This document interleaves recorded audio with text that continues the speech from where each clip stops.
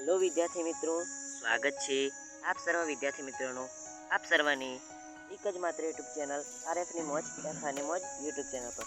મિત્રો, video start કરતાં પહેલાં હું તમને એક પ્રશ્ન પૂછું છું. જો તમને પ્રશ્નનો જવાબ આવડે તો કમેન્ટ બોક્સની અંદર મને કહેજો. સૌથી પહેલાં સૂર્ય કઈ જગ્યાએ આથમે છે એટલે કે ડૂબે છે? સૌથી પહેલાં સૂર્ય કઈ જગ્યાએ એટલે કે કયા દેશની અંદર ડૂબે છે? તમારા વિકલ્પો છે: એ ભારત, બી ચીન, સી બ્રિટન અને ડી જાપાન. તમારો સાચો જવાબ તમારે મને કમેન્ટની અંદર કહેવાનો છે. સાચો જવાબ જોઈએ કોણ મને સાચો જવાબ કહે છે. ઓકે, તો જોઈએ જે સાચો જવાબ કહેશે એની કમેન્ટને હું પિન કરી દઈશ. ઓકે, કમેન્ટ બોક્સ જોઈ લેજો સાચો જવાબ જાણવા માટે. તો સંપૂર્ણ સ્વાધ્યાયનું સોલ્યુશન કરીશું. ધોરણ 7ના આખી સામાજિક વિજ્ઞાનનું સ્વાધ્યાય સોલ્યુશન કરવાના છીએ. તો આપણી ચેનલને સબસ્ક્રાઈબ કરી દેજો. લેટ સ્ટાર્ટ, શરૂ કરીએ. પ્રશ્ન નંબર 1 છે: નીચેના પ્રશ્નોના ઉત્તર એક વાક્યમાં લખો. પાણીપતનું પ્રથમ યુદ્ધ ક્યારે, કોની સાથે એટલે કે કોની વચ્ચે થયું હતું? જવાબ જોઈએ. પાણીપતનું પ્રથમ યુદ્ધ 20 એપ્રિલ 1526ના રોજ બાબર અને ઇબ્રાહિમ લોદી વચ્ચે થયું હતું. પાણીપતનું પ્રથમ યુદ્ધ બાબર અને ઇબ્રાહિમ લોદી. બીજું, શેરશાહના સ્થાપત્ય વિશે જણાવો. શેરશાહે સાસારામમાં મકબરો અને દિલ્હીમાં મસ્જિદ બંધાવી હતી. આગળ જોઈએ. અકબરના સમયના મહાન સંગીતજ્ઞ ગાયકનું નામ આપો. તો જવાબ હશે તાનસેન. ચોથું, જહાંગીરના ચિત્રકારોના નામ જણાવો. જહાંગીરના દરબારમાં મંસૂર નામનો વિશ્વ પ્રસિદ્ધ ચિત્રકાર હતો. તે પક્ષી એટલે કે પક્ષી ચિત્રકાર હતો, એટલે પક્ષીઓનો ચિત્ર દોરતો હતો. જહાંગીરના બીજા ચિત્રકારનું નામ અબુલ હસન હતું. પાંચમું, છત્રપતિ શિવાજીનો જન્મ ક્યાં અને ક્યારે થયો હતો? જવાબ આવશે છત્રપતિ શિવાજીનો જન્મ ઈસવીસન 1627માં મહારાષ્ટ્રમાં શિવનેરીના કિલ્લામાં થયો હતો. છત્રપતિ શિવાજીનો જન્મ 1627ની અંદર મહારાષ્ટ્રના શિવનેરી કિલ્લાની અંદર. ઓકે, 1627ના અંદર મહારાષ્ટ્રની અંદર છત્રપતિ શિવાજી. પ્રશ્ન નંબર 2 માગ્યા મુજબ ઉત્તર લખો. પહેલું, મુગલ વહીવટતંત્રની રૂપરેખા આપો. મુગલ વહીવટતંત્રની વ્યવસ્થિત રચના અકબરે કરી હતી. મુગલ શાસનના કેન્દ્રમાં બાદશાહ હતો. બાદશાહને સલાહ આપવા મદદ કરવા એક મંત્રી પરિષદ હતી. બાદશાહની સત્તા સર્વોપરી હતી. તે સર્વોચ્ચ સેનાપતિ હતો. બાદશાહ અને રાજ્યના વહીવટતંત્ર વચ્ચે તાલમેલ રાખવા વજીરની નિમણૂક કરવામાં આવતી. તે દિવાન એ વજીર એ કુલ કહેવાતો હતો. આગળ જોઈ લઈએ. વજીરના નાણાં અને મહેસૂલની વ્યવસ્થાનો વડો હતો. સેનાના વડાને મોરબક્ષ કહેવામાં આવતો. મીરબક્ષ કહેવામાં આવતો. મીરબક્ષ સેનામાં સૈનિકોની ભરતી કરતો. તે સેનાના અધિકારીઓની નિમણૂક કરતો. તે રાજ્યના ગુપ્તચરની તંત્રની પણ દેખરેખ રાખતો. મીરબક્ષ. ઓકે, મીરબક્ષ ધ્યાન રાખતો આ બધું. મુગલ વહીવટતંત્રના ગુપ્તચરો વાક્યાન્વિત તરીકે ઓળખાતા. રાજ્યની ન્યાય વ્યવસ્થાનો વડો કાજી હતો. આગળ, મુગલ સમ્રાટની અંગત જરૂરિયાતનું ધ્યાન રાખવા મીર એ સામાન નામનો વિભાગ હતો. આ વિભાગનો ઉપરી સરકારી કારખાનાઓનો વડો હતો. આગળ જોઈએ. પ્રશ્ન નંબર 2 છે: મુગલ સ્થાપત્ય કલાના નમૂના વિશે નોંધ તૈયાર કરો. મુગલ સ્થાપત્ય કલાની ઇમારતો અમૂલ્ય અને અપ્રતિમ ગણાય છે. ઇમારતોના બાંધકામમાં હિન્દુ મુસ્લિમ કલાનો સુગમ સમન્વય હતો. મુગલ સ્થાપત્યના મુખ્ય નમૂનાઓ એટલે કે સ્થાપત્યો નીચે પ્રમાણે છે. પહેલું, બાબરે પાણીપત પાસે કાબુલી મસ્જિદ, સંભલમાં જામા મસ્જિદ અને આગ્રામાં એક મસ્જિદ બંધાવી હતી. આગળ જોઈએ. આગળ, અકબરે આગ્રામાં કિલ્લો બંધાવ્યો હતો. તેણે આગ્રાથી 36 કિલોમીટર દૂર પ્રખ્યાત સંત શેખ સલીમ ચિશ્તીની યાદમાં ફતેહપુર સિક્કી નામનું નગર વસાવ્યું હતું.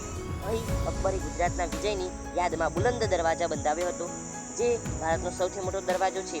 આ ઉપરાંત તેણે અહીં સલીમ ચિશ્તીની દરગાહ, મસ્જિદ અને પંચમહલ વગેરે સ્થાપત્યો બંધાવ્યા હતા. આગળ, જહાંગીરના સમયમાં બંધાયેલ સ્થાપત્યોમાં સંગેમરમરનો સફેદ આરસપહાણનો ઉપયોગ થયો હતો. શાહજહાંને ઇમારત બાંધવાનો ભારે શોખ હતો. તેનો સમય એટલે કે બાંધવાનો એટલે કે બંધાવવાનો કે સમય એટલે કે તેનો સમય મુગલ સામ્રાજ્યના સ્થાપત્યનો સુવર્ણ યુગ કહેવાય છે. શાહજહાંએ પોતાની પત્ની મુમતાજ મહલની યાદમાં આગ્રામાં યમુના નદીના કિનારે તાજમહેલ બંધાવ્યો હતો. એ દુનિયાની એક અજાયબી ગણાય છે. શાહજહાએ આગ્રામાં મોતી મસ્જિદ બંધાવી છે, જે અદ્ભુત ઇમારત ગણાય છે. તેણે દિલ્હીમાં પ્રસિદ્ધ લાલ કિલ્લો બંધાવ્યો હતો. ઓકે, પાંચમું, ઔરંગઝેબે પોતાની પત્નીની યાદમાં ઔરંગાબાદમાં તાજમહેલ જેવો કલાત્મક રાબિયા ઉદ દૌરાનો મકબરો બંધાવ્યો હતો. તાજમહેલ જેવો એટલે કે કોપી ટુ કોપી અમે જોઈ લેજો ફોટા. અરે ગીત હતું એક યાદ આવી ગયું. છત્રપતિ શિવાજીના વિજય વિશે નોંધ લખો. છત્રપતિ શિવાજીએ નાની જાગીરમાંથી વિશાળ મરાઠા સામ્રાજ્યનો વિસ્તાર કરવા 40થી પણ વધારે કિલ્લા જીત્યા હતા. યાદ રાખજો, 15 કે 16 વર્ષની ઉંમરની અંદર છત્રપતિ શિવાજી લગભગ મારા હાથ 15 થી 16 વર્ષની ઉંમરની અંદર 40 જેટલા કિલ્લા જીતી કાઢ્યા હતા. અત્યારે 15 થી 16 વર્ષનો છોકરો શું કરે છે? ફોનની અંદર ખેત કરે. શું ફેદે? ઇન્સ્ટા, ફેસબુક, યુટ્યુબ ત્રણની અંદર આખી જિંદગી કાઢી લે. ઓકે, અને 16 વર્ષની ઉંમરની અંદર 40 કિલ્લા જીતવા એટલે કઈ મામૂલી વાત નથી. મુગલ બાદશાહ ઔરંગઝેબ અને બીજાપુરના સુલતાન સાથે લાંબા સમય સુધી સંઘર્ષ કરી તેમણે વિજય મેળવ્યા હતા. જેમ કે 1646માં શિવાજીએ તોરણાનો કિલ્લો જીત્યો હતો. એ પછી તેમણે કલ્યાણ અને માહુલીના કિલ્લા જીત્યા હતા.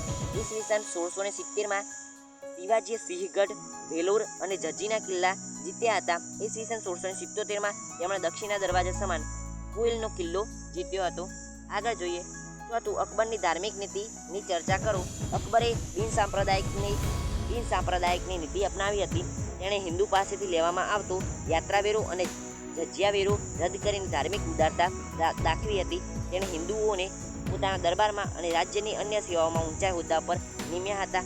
તેણે પ્રજાના બધા વર્ગોને પોતપોતાનો ધર્મ પાળવાની છૂટ આપી હતી. બધા ધર્મો વિશે ચર્ચા કરવા અકબરે ફતેહપુર સિક્કીમાં ઇબાદતખાનું એટલે કે પ્રાર્થના મંદિર બંધાવ્યું હતું.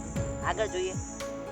અકબર દર શુક્રવારે જુદા જુદા ધર્મના વિદ્વાનોને ચર્ચા કરવા ઇબાદતખાનામાં આમંત્રણ આપતો હતો. એ તેમની ધર્મ ચર્ચા ખૂબ ધ્યાનથી સાંભળતો હતો. તેમાંથી તેણે પ્રત્યેક ધર્મના ઉત્તમ સિદ્ધાંતોને તારવીને દીન એ ઇલાહી નામના નવા સંપ્રદાયની સ્થાપના કરી. આમ અકબરની ધાર્મિક નીતિ ઉદાર અને પ્રશંસનીય હતી. આગળ પાંચમું, શેરશાહના સુધારાની ચર્ચા કરું. એના અંદર જોઈએ. શેરશાહ ઈસવીસન 1540થી ઈસવીસન 1545માં 5 વર્ષના શાસનકાળ દરમિયાન અનેક સુધારાઓ કર્યા. તેમના મુખ્ય સુધારાઓ નીચે પ્રમાણે છે. 1.